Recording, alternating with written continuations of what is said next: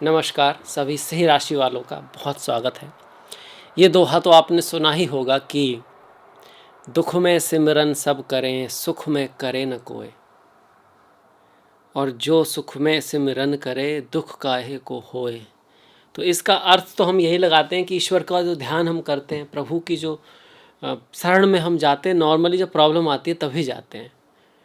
पर सिर्फ प्रभु तक बात नहीं है, हम अपने सेहत का ध्यान भी नॉर्मली तभी करते हैं जब डॉक्टर कुछ बोल देता है कि मीठा नहीं खाना है, ज़्यादा फैटी फूड नहीं लेना है। नॉर्मली ऐसा ही करते हैं। ज्योतिषी के बाद भी ज़्यादातर 100 में से 99 लोग तभी आते हैं कोई दिक्कत आ रही हो, तभी जाते हैं।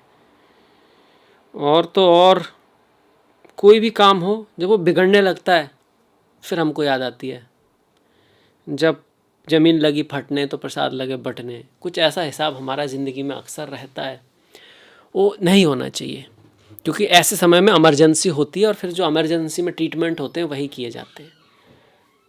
और जो शांति के समय जो ट्रीटमेंट होता है ना, जो पहले से जो तैयारी होती है, वही वास्तव में आपको विजयी बना सकती है। तो वही कुछ ऐसा ही योग बना हुआ है। अब मंगल केतु आ गए आपके पहले ही भाव में, 36 साल बाद सिंह राशि में मंगल केतु पिशाच योग। नाम से नहीं डरना, पर आग तो बहुत है यहाँ, एनर्जी तो बहुत है, आग ही आग लगी है। मंगल अग्नि तत्व, केतु महाअग्नि, सूर्य की राशि है, सिंह राशि है, राजाओं की राशि है, और वहाँ पर अग्नि ही अग्नि है। तो पर्सनल लेवल पर आपके अंदर भी अग्नि ही अग्नि, उत्साह ही उत्साह, गुस्सा ही गुस्सा, क्रोध ही क्रोध, ऊर्जा ही ऊर्जा, डिपेंड करता है आपके चार्ट पर उसको डायरेक्शन देना बड़ा ज़रूरी है। उसको डायरेक्शन आपको देनी है, उस क्रोध को, उस गुस्से को, उस एनर्जी को, उस ऊर्जा को, उस उत्साह को सही जगह पे आपको लगाना है। नहीं तो फिर वो गुस्सा, वो ऊर्जा, वो उत्साह आपको गलत मोड़ भी दे सकता है। वैसे तो मंगल आपके 9th और 4th लॉर्ड हैं, एक योग कारक ग्रह हैं, और केतु के साथ अगर वहाँ पर बैठे हो तो राजयोग में है। राहु केतु जब केंद्र में त्रिकोण के स्वामी के साथ बैठे हो तो राजयोग बन जाता है। पर फिर भी एक्सट्रीम इमोशन हो सकते हैं, आपको कुछ ईगो ऐसा हो सकता है कि या तो ये पा ही लेना है चाहे कुछ भी हो जाए, ऑल और नथिंग, इस पार या उस पार। तो बुद्धि से काम लें, स्लोली काम लें, कूल माइंड से काम लें, और ईगो को बीच में ना लाएं, इस पार उस पार ना करें, आराम से प्यार से चीज़ों को करें, धैर्य रखें, जल्दबाजी में ना पड़ें।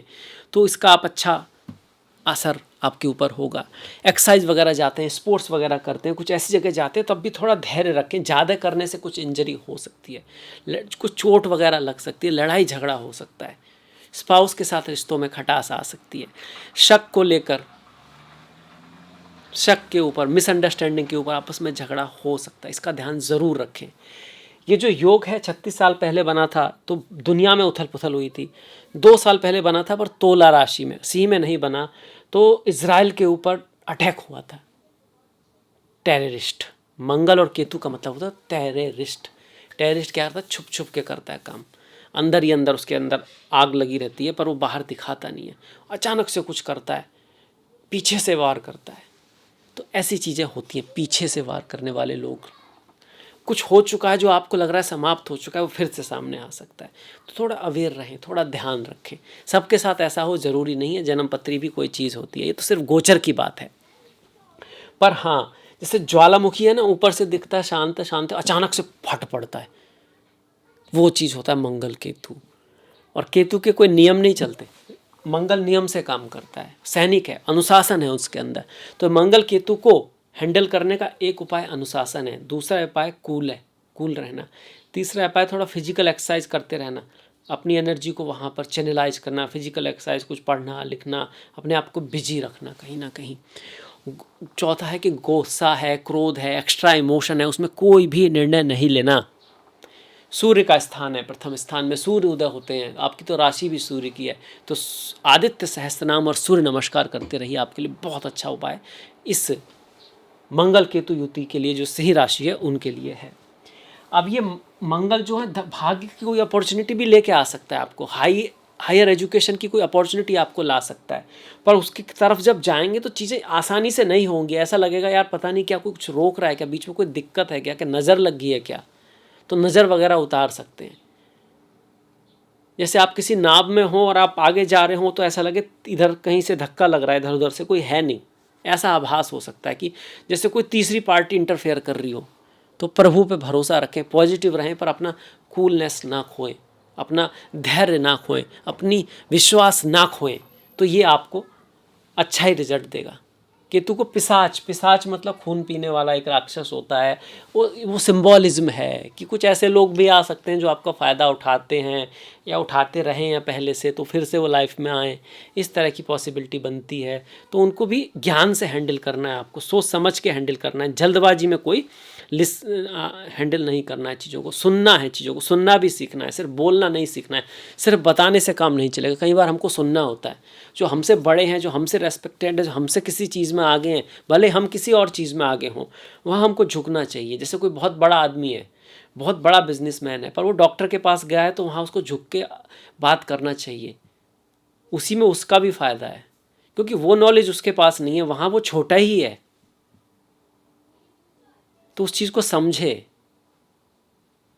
ज्ञान ऊपर से नीचे आता है, इसलिए विनम्रता बहुत ज़रूरी है। वैसे तो बहुत ज्ञानी व्यक्ति हर चीज़ में विनम्र होता है, अपने फील्ड में भी बहुत धैर्यवान होता है। वो चीज़ अगर आप लाएंगे तो आप इसका अच्छा फ़ायदा उठा पाएंगे। ये राजयोग है, बुरा नहीं है। आप डर रहे हो कि भैया सिंह में तो बन गया पिशाच योग और पता नहीं सिंह राशि वालों का तो क्या होगा, ऐसा तो नहीं है। पर हाँ, ये ज़रूर है, focus on your learning and opportunity. कुछ बड़ी अपॉर्चुनिटी भी आ सकती है, पर अगर आप उसको छोड़ दिए, ध्यान नहीं दिया, इधर उधर आपकी एनर्जी लगी रही, तो वो निकल के चली भी जाएगी। केतु है ना साथ में, थोड़ा सा श्राप वाली फीलिंग होती है कि चीज़ें होती भी हैं और नहीं भी होती। तो उस चीज़ का आपको बहुत ध्यान रखना है। यहाँ पे नरसिंह भगवान की पूजा, सूर्य भगवान की पूजा बहुत बढ़िया रहेगी आपके लिए, बहुत बेटर उपाय है, बहुत बेस्ट उपाय है सिंह वालों के लिए। मंगल केतु का जो पिशाच योग बन रहा है उसका, ऐसे तो 28 जुलाई तक है, पर मैं कहूँगा 30 जुलाई तक भी ध्यान रखना, थोड़ा आगे पीछे ध्यान रखना चाहिए। जैसे कि अभी रशिया यूक्रेन का हुआ, अभी हुआ है, और ये एकदम टेररिस्ट अटैक था जिसकी प्लानिंग चल रही थी और फिर वो एकदम से सामने आया। तो ऐसा नहीं, वो दिन के दिन ही चीज़ें होती हैं, इस बात का भी ध्यान रखना है हमको। चलिए, इसके साथ मैं आपसे विदा लूँगा। अच्छा लगा है तो शेयर ज़रूर कीजिएगा, इसमें आलस मत कीजिएगा। आप कुछ ना कुछ लाइक कीजिएगा, कुछ कुछ लिख सकते हैं। आपने एंड तक देखा, इसके लिए आपका दिल से बहुत बहुत धन्यवाद। नमस्कार।